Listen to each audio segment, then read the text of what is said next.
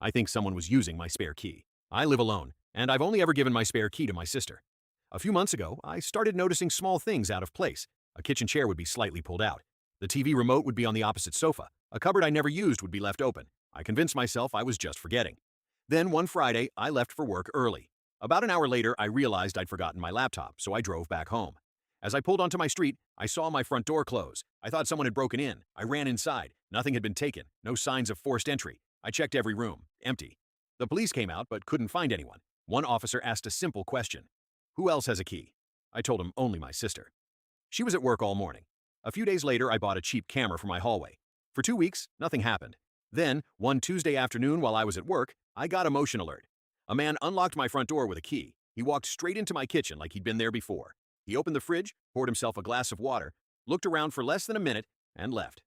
The police identified him the next day. He wasn't a burglar. He'd lived in my house before I bought it. When he moved out, he kept a copy of the key.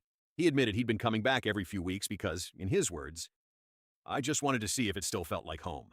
The locks were changed that afternoon. I still check the camera every time I get a motion alert.